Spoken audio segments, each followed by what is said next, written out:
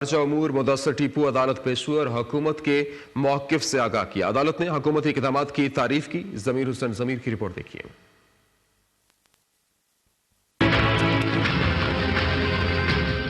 Corona virus के फैलाव के बाद चीन से पाकिस्तानी शहरियों को वापस लाने की दरखास्त पर समाअत हुई। इस्लामाबाद हाई कोर्ट के चीफ जस्टिस अतन मिनल्ला ने समाअत की। वजारत खारजा अमूर और कबीना डिवीजन की जानब से जवाब अदालत में पेश कर दिया गया। डीजी खारजा अमूर मुदस्सर टीपू अदालत पेश हुए और हुकूमती इक़दामात से अदालत को आगाह किया और अदालत को बताया कि चीन में कोरोना वायरस के बाद खराब सूरत हाल में बेहतरी आ रही है।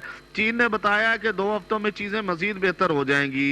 NDMA का जहाज फूड और मेडिसिन लेकर चीन रवाना हो गया है। अदालत ने हुकूमती इक़दामात की तारीफ भी की और कहा कोरोना वायरस की अनदेखे दुश्मन के खिलाफ कौम के मुतहद होने का वक्त है। हम इत्तेहाद का मुजाहरा करके ताकतवर तरीन दुश्मन को शिकस्त दे सकते हैं। डीजी खारजा अमूर ने अदालत में कहा कि चीन में मकीम 95% स्टूडेंट्स में रकम भी तकसीम कर दी गई है। चीफ जस्टिस अतन मिनल्ला ने रिमार्क्स दिए कि हम इस केस को निपटा देते हैं। आपको रियासत पर भरोसा होना चाहिए। नेशनल सिक्योरिटी कमेटी भी इस मामले को देख रही है।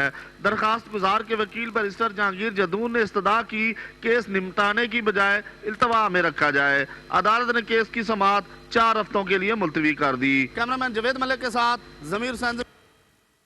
खबरों के सिलसिले को आगे बढ़ाएं। आपको बताएं कि पाकिस्तान से